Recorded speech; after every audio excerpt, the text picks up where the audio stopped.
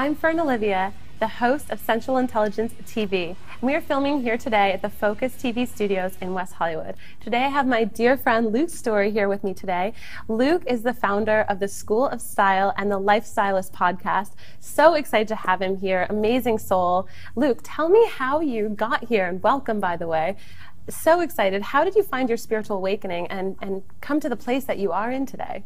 Well, I moved to Hollywood when I was 19 and proceeded to I wanted to become a musician, you know, and in the late 90s, or late 80s, it went into the early 90s, but in the late 80s, you know, Hollywood was a pretty seedy place, so while I was pursuing music, I kind of got really caught up in the underbelly of Hollywood and got really involved in drugs and alcohol, and by the end of 1996, I was just a complete wreck of a human being, and made a decision that it was time to change my ways and turn my life around. And so at that point, I began this journey of getting into cleansing and fasting and health and wellness and meditation and going to India and learning about different ways that I could sort of not only stay sober, but just really improve my life and my physical, mental, and spiritual well-being. And so that's the path I've been on now for, 21 years. Wow. Wow. So you kicked addiction, you kicked habits that ultimately brought you back to your true self and brought you into a very sensual place in your life. I mean, we were talking the other day at Soho House around sensuality and the work that you're doing, the men's work that you're doing, and tapping into intimacy. How did you find that from being so far disconnected? Well, it's all part of the awakening journey, you know. So in the beginning, it was just about the act of staying physically abstinent from drugs and alcohol, you know, and then once you sort of unpeel that layer of dysfunction, then you find what's next. So the next was like, wow, I'm full of anxiety, that's why I did drugs, or depression, or whatever it was, and, you know, going into therapy and dealing with childhood trauma and different patterns and things like that, which eventually led me to all different forms of meditation and whatnot. But in terms of the intimacy piece and stuff we were talking about the other day, that sort of like, it just happens to be the phase that I'm in right now of self-discovery and development, where I realize, wow, I've been successful in business, and I have my podcast, the Life Stylist podcast, and I'm building a great brand with that, and building great relationships in the industry. But in my own personal life, there's been a disconnect, I think, in terms of romantic relationships and really having the ability to be 100% present and seen and committed and having a desire to have something deeper and more intimate. And so just, you know, a couple of weeks ago, I had a guy on my show, John Wineland, and so it's a great thing about having a podcast. You have guests, and then sometimes they offer you a ticket to one of their events or something like that, or if they sell a product in the health field, they'll send you their product or something. So John invited me to his workshop, and it was a really profound experience. In fact, the show I did with him came out today, and I was kind of reflecting on that, like, wow, I just met one person, and he was like the catalyst for this whole other area of personal development and awakening that I guess I was ready for right now. It's amazing when you declare that you're ready for something, or your soul just knows that you're ready for that next step, the teacher appears, the mentor appears, the experience appears. You just have to be open and willing to accept the challenge. Yeah, that's so true, because it's like, if you would have 10 years ago thrown me in that particular workshop, for example, I like very well may have just left and been like, hey, thank you very much, this isn't for me, because it was terrifying on so many levels, you know. And there were things that I did years ago that were really difficult, but I find that when I'm in those situations that I'm always kind of at the brink of being ready for it. It's like right at my breaking point of comfort, where I can somehow summon the courage and determination to handle that particular teaching or experience at that time, but I wouldn't have been able to handle it any sooner. So you're right, it comes like right at the right when time. You're ready. Yeah. Are there any rituals or practices from that training that you've taken away and incorporated into your daily life? I'm doing probably 5 of them right now. 5 of them. Can you tell us about a couple? Yeah, sure. So a lot of what that workshop was about was the embodiment of either feminine, in the case of the ladies present at the workshop, or masculine energy, and learning how to cultivate that. So being a man and wanting to learn how to, learn how to harness and control my masculine energy and kind of be someone that can hold space for the feminine, so to speak. One of the things that we learned had a lot to do with breath, and so I do a lot of breath work, and you know, you do Kundalini yoga like me, so I'm familiar with breath, and I always thought, yeah, I'm a good breather. Like I've got the breath thing down. But the way that we were taught to breathe in that workshop was like breathing sort of in a wave going down, starting in your lower belly, and then sort of when you exhale, going to lower belly, mid chest, and then more in your throat or solar plexus, right? So it's kind of like this wave. So as I sit here with you, in order for me to kind of hold my space and also just to concentrate and be focused, I'm breathing in that way while you're talking. So if I stop talking and then you talk to me for a second, then I'll be doing it. I'll be like, and also just holding my spine really straight. So I'm like relaxed and rigid kind of at the same time. And then also just my body language and posture. So my feet aren't splayed out and all weird and crooked. I can't face you directly because of the cameras and stuff. But if we were having a real conversation, I'd be totally facing you. I would resist the urge to cross my arms or put my hands in my pockets or do any sort of intimacy deflection. So I'm sitting here and my whole heart, throat chakra, all that stuff is very open. Eye contact. Even if I feel a little insecure, nervous for a minute, I just use that sort of self-discipline to keep connected to you. So it's in the breath and the body language that I'm able to sit here and hold space. And ever since that workshop, I've done it in every conversation that I've had. But that's just something, I think when I started working on myself, I figured out early on that reading something in a book or listening to a speaker or whatever, or watching a documentary about something, it doesn't do anything unless you apply it. And that's one of the first spiritual principles I learned, is that the principle of application. And the way it was described to me is like, yeah, imagine if you give a woman some makeup to go, she wants to go out, so you hand her some lipstick, and the lipstick just sits on the table. It doesn't do anything for her unless she applies it. And I don't know, for some reason that analogy stuck, maybe because I used to work in fashion.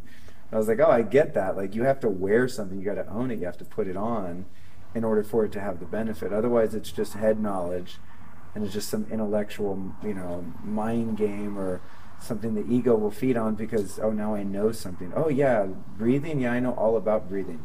That doesn't mean shit unless I actually do it. And then I do it and I get the results, and then it just becomes part of how I live my day-to-day life, or how I hold myself. So in this case, how I hold my body and hold my breath and hold someone's gaze and really give someone my full attention.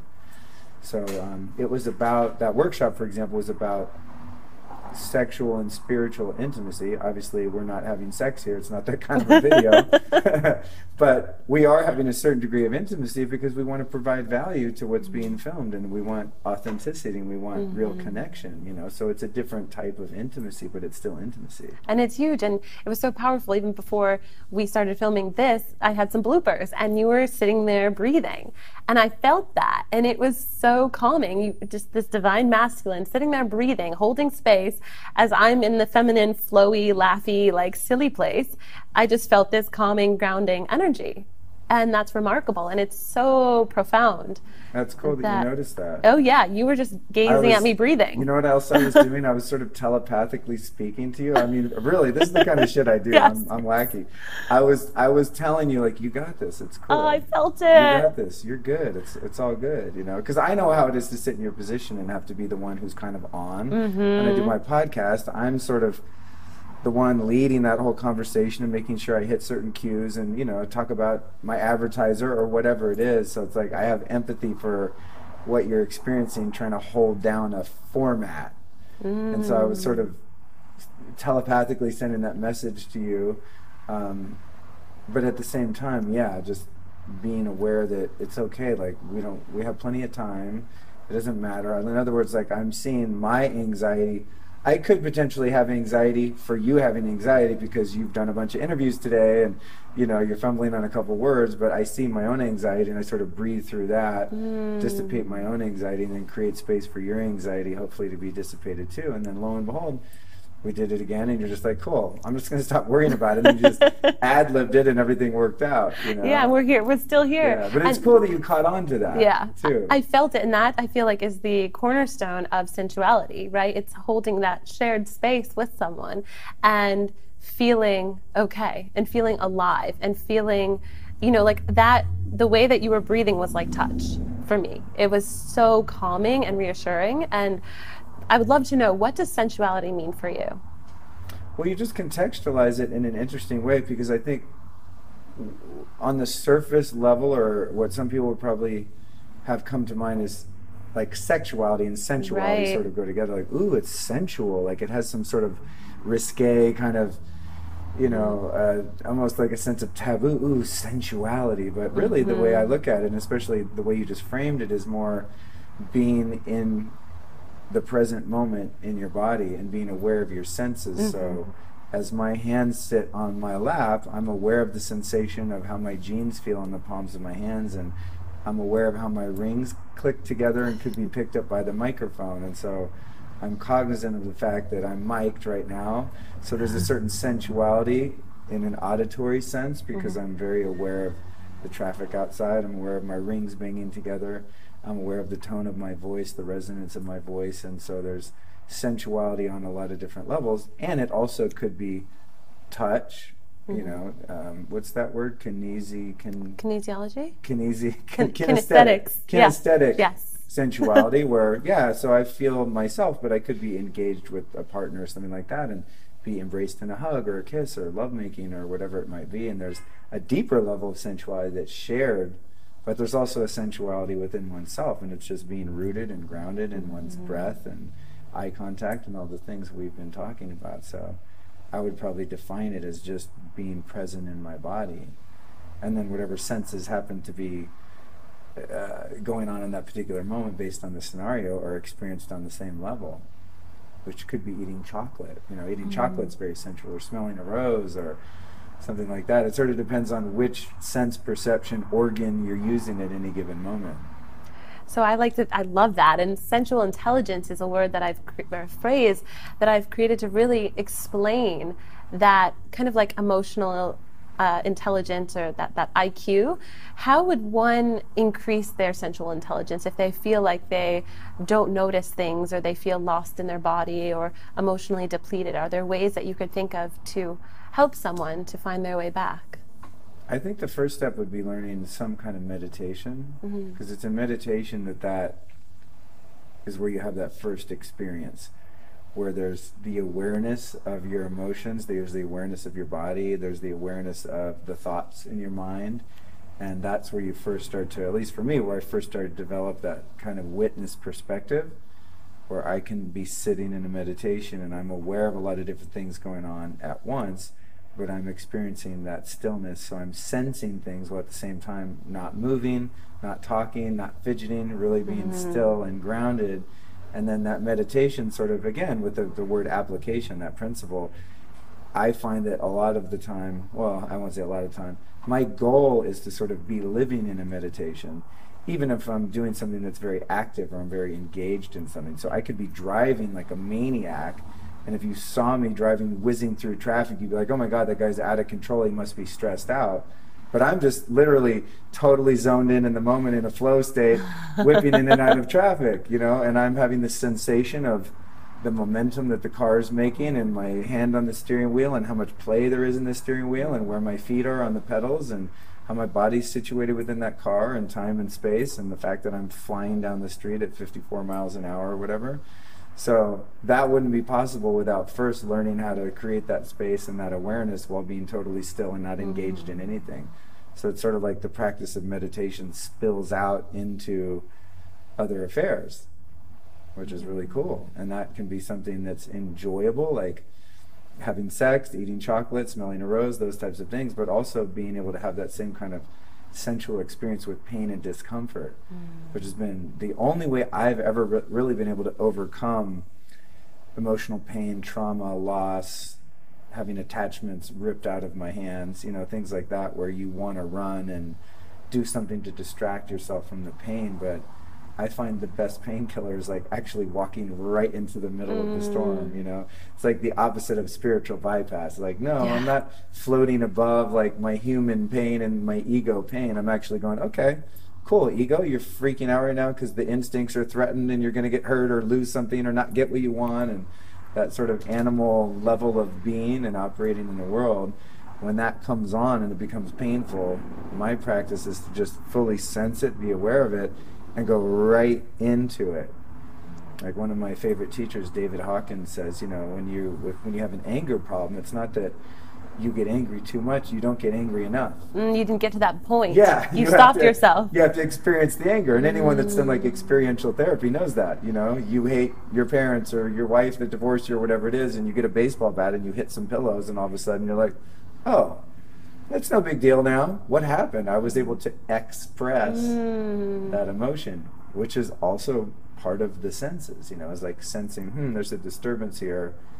I'm either going to run and avoid it and then have to deal with it later because I'm suppressing it or repressing it, and it's going to come out in some seemingly unrelated relationship or area of my life, or just walk through it and deal with it and be able to process it in a way that's healthy by sensing it and being able to, I call it like taking the arrows, It's like I had a breakup a couple months ago, and it was so sad, it was so painful. I can just feel it now. It's a visceral like, oh God, why can't this work? It's just heartbreaking, And I wanted to run and find some way to quell the pain, just pound some ice cream or, I don't smoke cigarettes. I don't have many vices anymore, but what few I have, it could be Instagram, just zoning out on social media, something to distract myself from the pain. And I kept having to bring myself back into the pain and allowing those memories to come up and allowing that loss to just fully infiltrate my soul in order to move through it.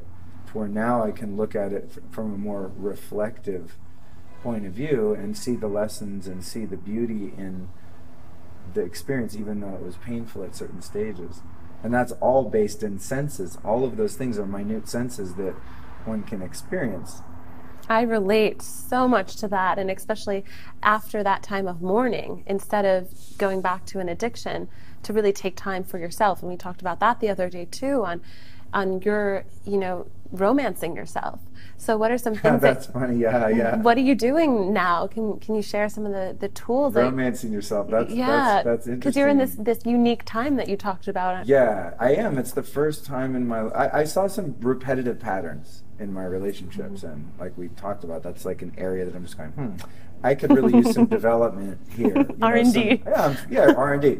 But more deep. My 40s, honestly, I forget how old I am. I'm going to be 47 in a month or a month and a half, so it's like, I'm not putting myself down, but I think in that area, I could use some more maturity. I've got a lot figured out, but this one's like, wow.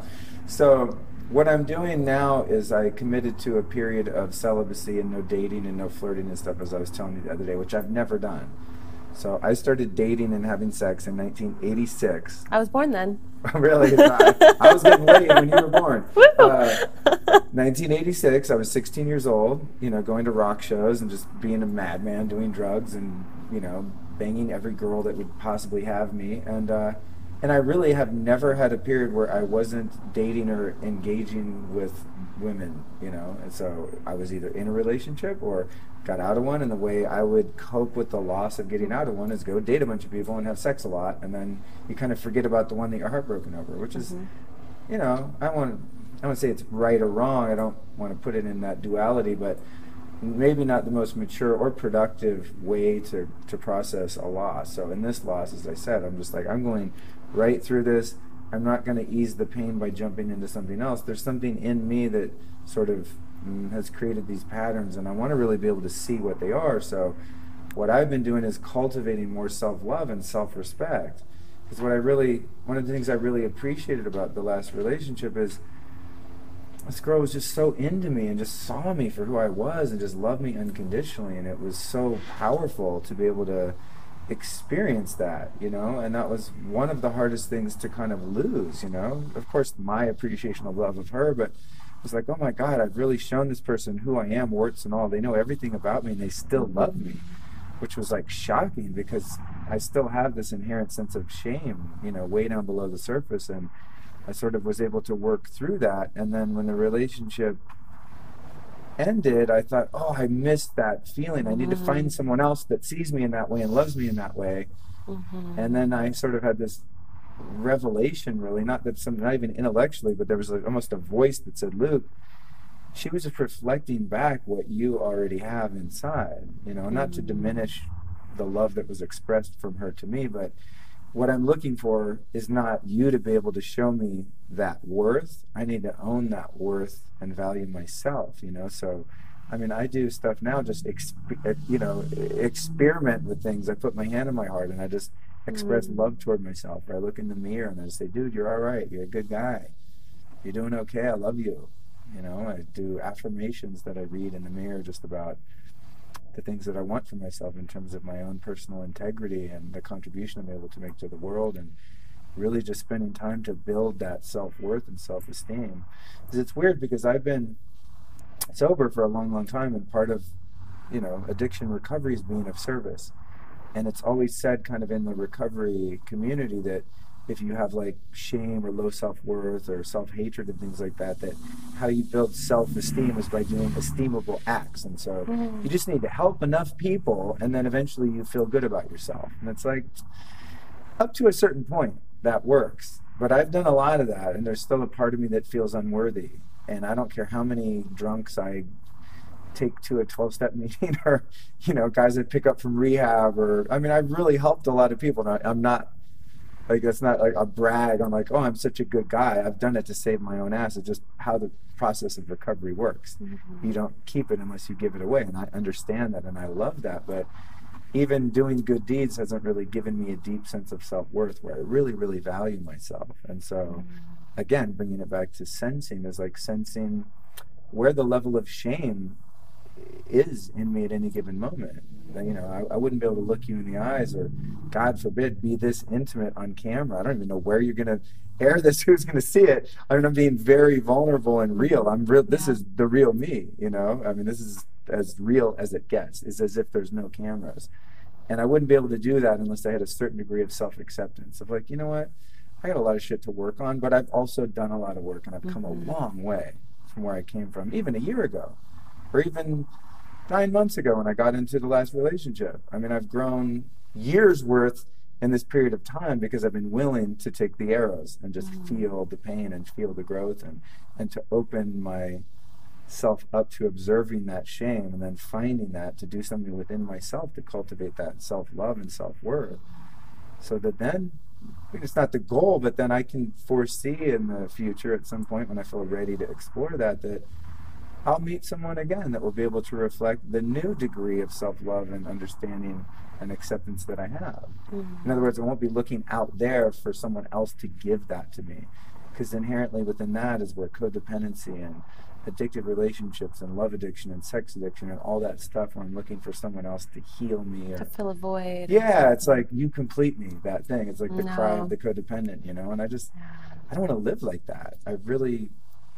I desire having an emotionally healthy relationship with myself that I can then invite other people, friends or otherwise, into and share in like an interdependency. And I love what you said about, so you were with someone that saw you and that, had that unconditional love and affection for yourself. And I think I was in a very similar place with having that feeling for maybe the first time.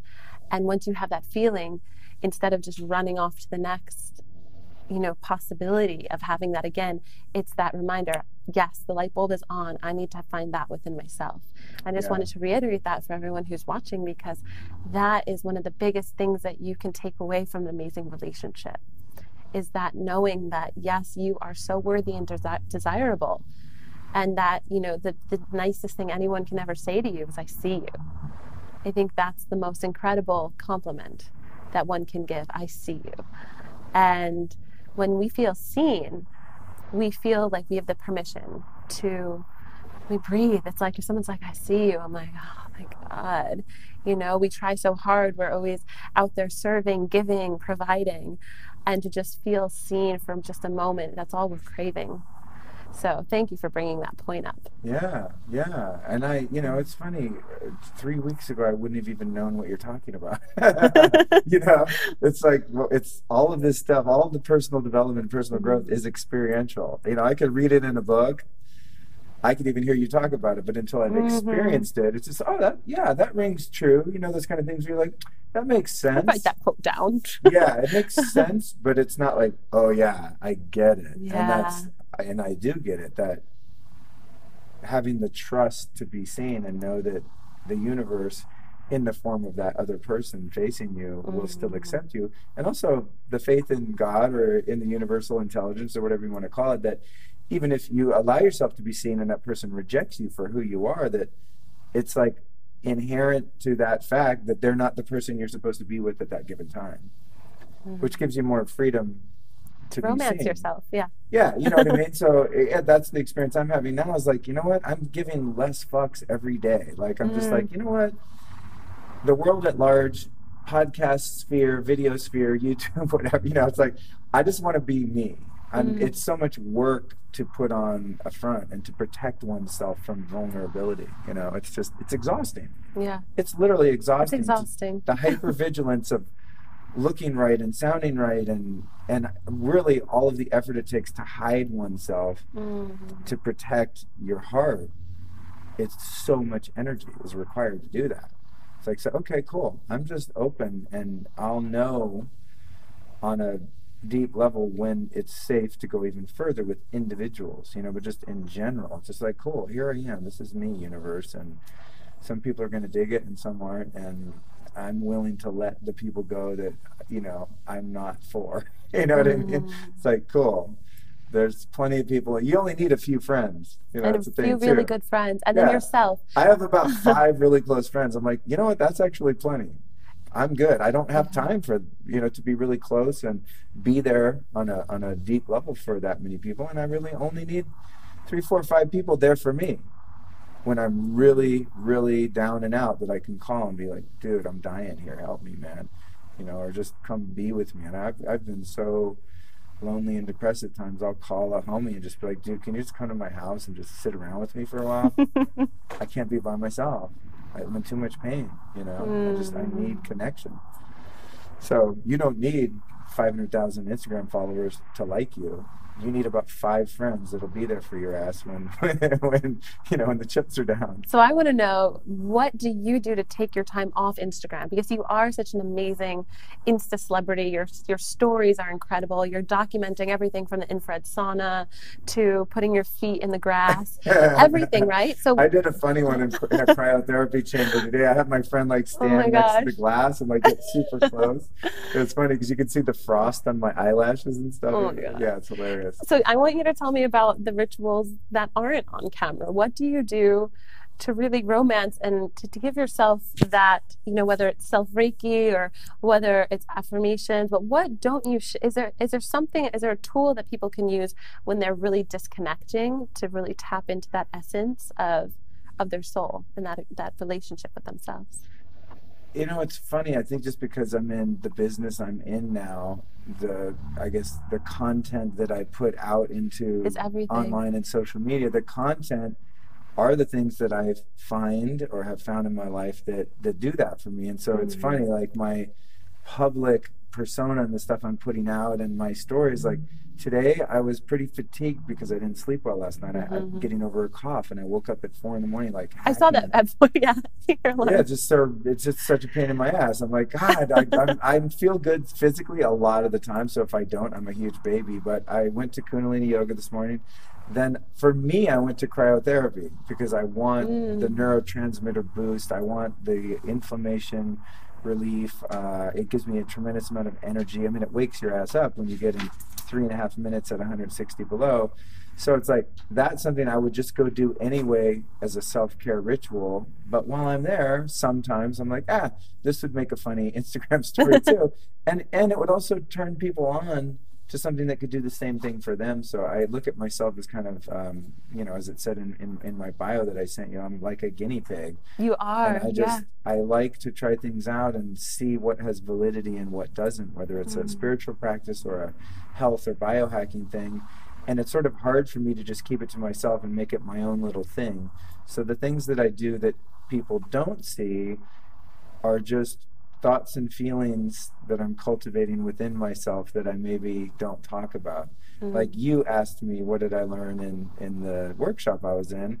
And that's what I was doing in the beginning of this interview. If you would have asked that, you would have never known. I would have never mentioned that I'm sitting here being very aware of my body and my posture and my breathing, and I'm holding space for you, and I'm telepathically telling you got this, and I'm even praying a little bit like, God, you know, be with us right here and just help us to do whatever we're supposed to be doing, and getting my will and my little ego's ideas out of the way, and just doing whatever's going to serve the highest good in any given situation. So the unseen is more from the place of intention, more so than like doing something.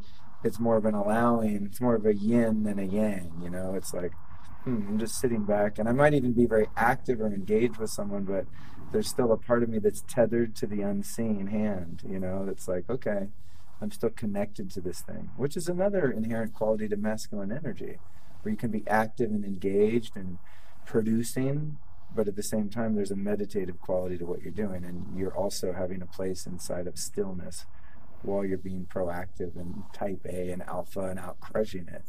And that's a really, again, an inside thing, an inside job. You know, it's something that I'm cultivating. But today, since you asked, I had a beautiful experience in Kundalini yoga. You know, we did a meditation. It was 22 minutes, and I forget the mantra offhand, but one thing, you had your hand on your heart, and then you had your hand in some goofy, you know, mudra, and I started to feel the beauty in the song, and I went into a very feminine energy space, and I allowed myself to I just started crying. I was just sitting there weeping, and it wasn't about anything. There were some thoughts associated with the feelings, oh, a loss, a missing someone, you know, this, that, but it was just allowing myself to have a moment of humanity, and everyone's eyes are closed. No one knows I'm doing it. That shit's not on Instagram. I'm just feeling a lot. Gratitude. You know, like, God, my life is so special. It's so fantastic, the things I get to experience. And that was like the first tears I had, I think, were just like, wow, this is a beautiful mantra. Like, how cool is it that I'm here with 100 people that all want to grow spiritually? And there's the space for me to go do that, and a great teacher and some music facilitating that process. And then I thought about, there were some sad thoughts, you know, just about things that I needed to grieve. And so the gift to myself today was just allowing myself to feel some feelings, and not be embarrassed if, when that mantra ends and then everyone opens their eyes, they can see that I've been crying because my eyes are red or my eyelashes are wet. You know, I turned to the guy next to me. I was like, man, I just cried my eyes out. I don't know about you. You know, he's some big ripped guy in a baseball cap. You know, it's, who knows what experience he was having. But when it was done, she's like, okay, now talk to someone. And I was like, there's like super hot girl like 2 people away. I'm like, I'm definitely not talking to her. I'm not that humble. I don't want her to see like what a mess I am, you know. But I was like, I'll talk to the homie, you know. And I shared the experience with him, and it was well received. But the inside part was just my own experience of allowing myself to just go, okay, there's a moment to be had here. And it really set the tone for my day, because I've had very heartfelt connections with every person that I've interacted with since then. From the girls behind the desk at Cryo, to you, to my business partner, and our employees that I met with today at School of Style. And I've been very heart-centered because I set the tone with that this morning without saying anything to anyone about it or posting about it, you know. I post the results of that inner work. It's like, wow, I'm a really happy guy out there playing in the grass before we start the interview or whatever.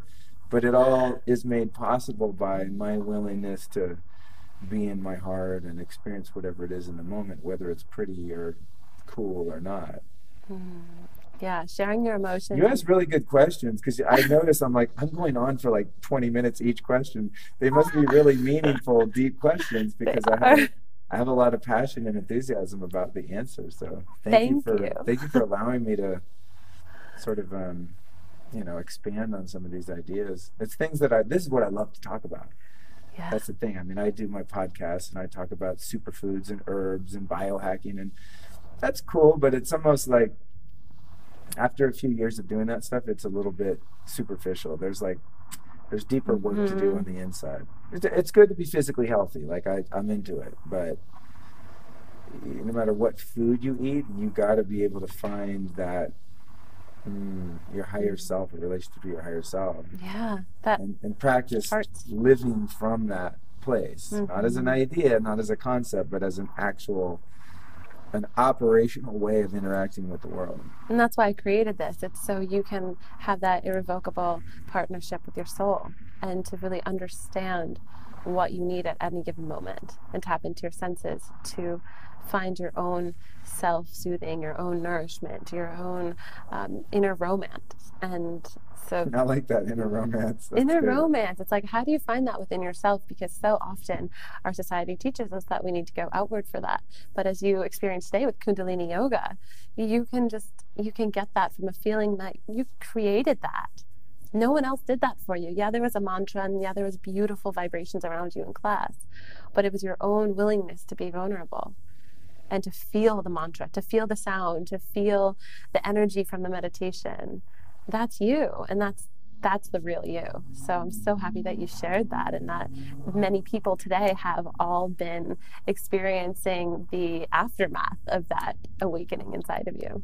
Yeah, it's cool. I mean, that's how we all, I think, discover these practices and these ways of doing things. I mean, this is, I don't even, for me to even know to do that, it's from listening to my teacher, Tage, in class, and how she said, hey, now we're going to open your heart, or we're going to clean your aura, or whatever. Or I listened to a Ram Dass lecture, or Alan Watts, or read an Eckhart Tolle book, or whatever it is. It's like all of these messengers have been, activated by spirit, and we all resonate with different ones at different times.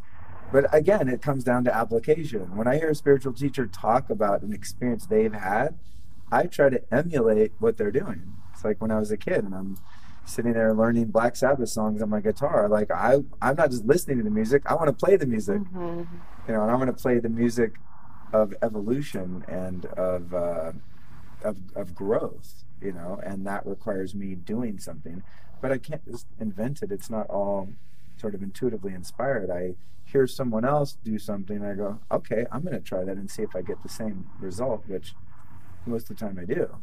Yeah, you do some pretty awesome things. And I know people want to know how they can find you and learn about the places you're going to and the teachers that you've been working with. So how do we stay connected to you? Where do we find you? Well, I think like my crown jewel of content and what I don't want to use the word proud, but what I'm most grateful for and passionate about at the moment is my podcast, which is called The Life Stylist.